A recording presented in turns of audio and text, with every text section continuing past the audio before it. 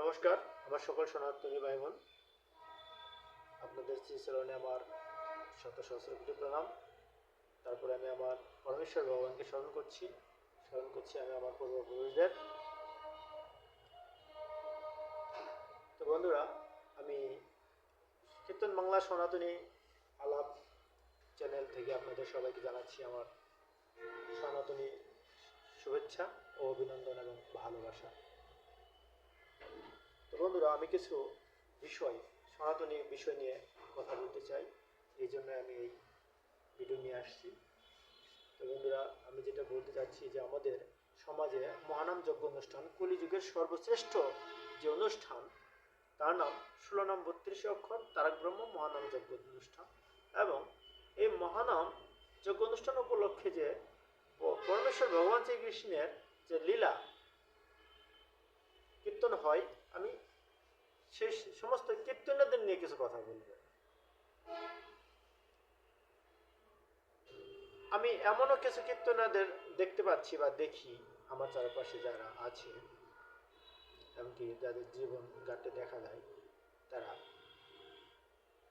আসলে 2 লাইন গান গাইতে পারে বিদায় তারা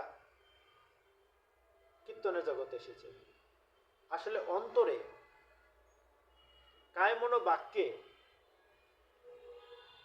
চরিত্রে ধর্মের কোনো যাদের ছোঁয়া আমি দেখতে পাচ্ছি না। এই আধুনিক মনা পাশ্চাত্য সংস্কৃতিতে বিশ্বাসী কিছু নারী কীর্তনাদের চালচলন, কীর্তন পরিবেশন দেখে আমার ঘৃণার উদ্রেক হচ্ছে। এরা আমাদের 16 নাম 32 অক্ষর মহানাম যজ্ঞর মতো পবিত্র অনুষ্ঠানকে তারা আধুনিক ডিস্কো দিয়ে আমাদের এই কীর্তন জগৎকে নষ্ট করে দিচ্ছে, দূষিত করে দিচ্ছে, সনাতন ধর্মকে ধ্বংস করে দিচ্ছে। এরা বিশেষ করে সূর্য পূজা এবং রাস পালা নিয়ে যে নৃত্য হয়, যেগুলো আসলে দেখার মতো না। আর এসব সূর্য পূজা এবং রাস পালায় যেসব কুমারী মেয়েরা নৃত্য পরিবেশন করে, দেখা যায় এরা কখনো বাড়িতে পূজা করে না, ভগবানের পূজা দেয় না, কিন্তু এখানে সে তারা ডিস্কো নৃত্য দেয়। এটা একটা প্রতারণা, এটা একটা ধর্ম এবং সমাজের জন্য একটা অশনি সংকেত। কেননা এখানে যা করা হচ্ছে তা ভার্চুয়াল জগতে প্রকাশ হচ্ছে। এখানে আমাদের মা বোনদের শালীনতার বেহায়াপনা প্রকাশ হয়ে যায়।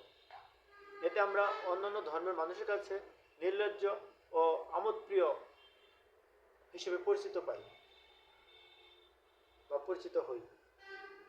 এই যে আমাদের যে ধর্মের মানের অবমাননা এরা করছে, এদের গতি কি হতে পারে?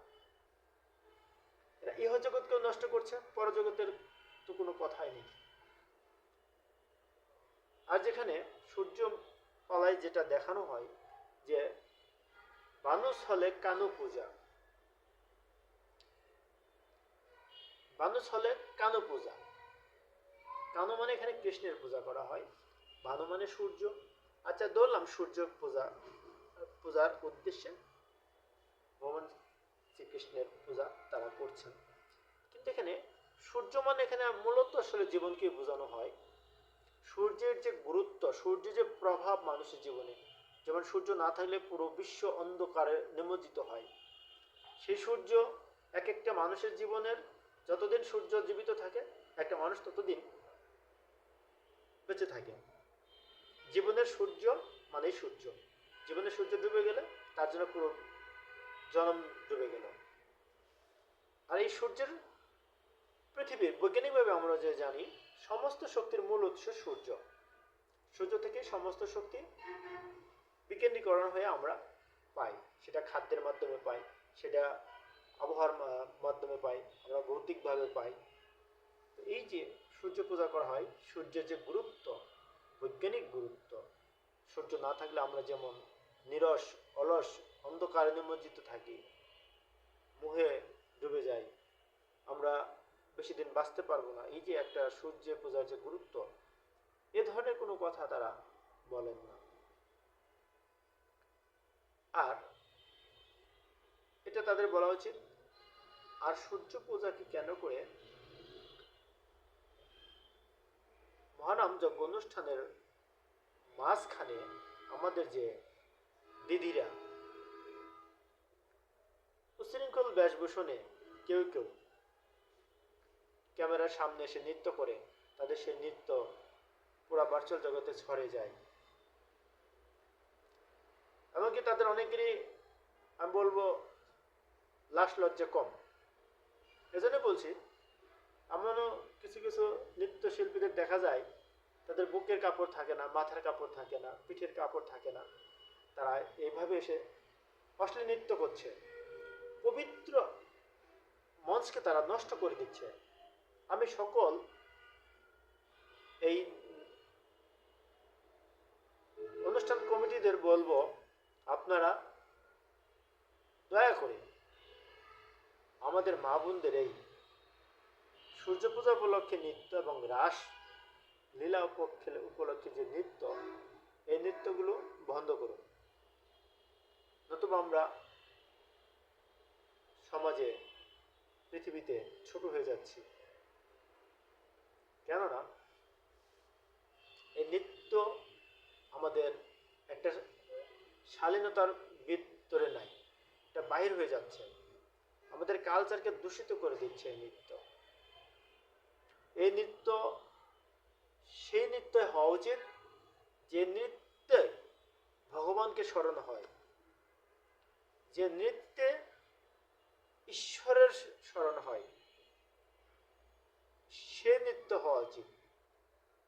কিন্তু আমাদের দিদিভাইয়েরা যে নৃত্য দেখাচ্ছে, যাকে বলা হয় নারীর তাণ্ডব নৃত্য, মানে উল্টাপাল্টা নৃত্য।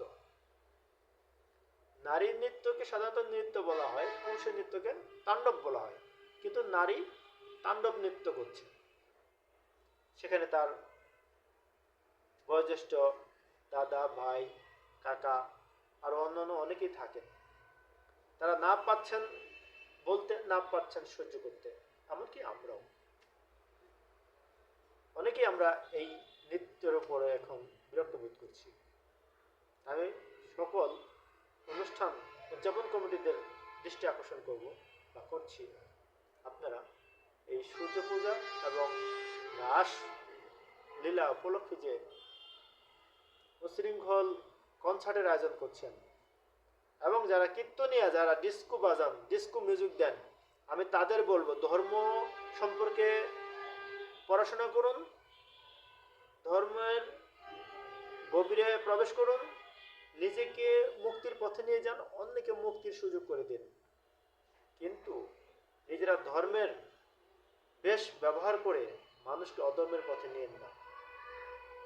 আপনারা মানুষের বিশ্বাস, শ্রদ্ধা নষ্ট করতে পারেন না, আপনারা সমাজকে কলুষিত করতে পারেন না। আপনারা এই মহতী আসরে এমন গান, এমন ছন্দ, এমন মিউজিক বাজাবেন না যে ছন্দে মানুষের পশুত্ব বৃত্তি জেগে ওঠে, যে তালে মানুষের কামক ভাবের উদয় হয়, এমন মিউজিক বাজাবেন না। আরো একটা বিষয় আমি লক্ষ্য করতে দেখেছি যে নাম সংকীর্তনে ইদানিং ডোল বাজানো হয়, যাকে ডাক বলা হয়। তো এই ডাককে রণবাদ্য বলা হয়। ডাক আর মৃদঙ্গ অনেক তফাৎ। মৃদঙ্গ বাজনায় মানুষের ভক্তির উদয় হয়, কিন্তু ডাকের বাজনায় মানুষের তমগুণ, রজগুণ বৃদ্ধি পায়। আপনারা কেন এই পবিত্র নাম সংকীর্তনের দলে কেন ঢোল বাজাচ্ছেন, ডাক বাজাচ্ছেন? আমি এর বিষয় বুঝতে পারছি না, আপনি কেন এটা করতেছেন। তাই আমি বলবো, আপনারা এই নাম কীর্তনের আসরে ডাক বাজাবেন না। এই ডাক আমাদের শ্রোতাদের মনে কর্কশ রস সৃষ্টি করে, তীব্র রস সৃষ্টি করে, যা কাম্য নয়। ধন্যবাদ বন্ধুরা। আমার কথায় যদি কারো একটু কষ্ট হয় বা খারাপ লাগে, আমি এর জন্য ক্ষমা চেয়ে নিচ্ছি। তবে আমি আপনাদের সাথে থাকবো। আমি আশা করি আপনারা আমার সাথে থাকবেন। আমার এই ভিডিও যদি ভালো লাগে, আপনারা শেয়ার দিয়ে প্রচারের সহায়তা করবেন। নমস্কার।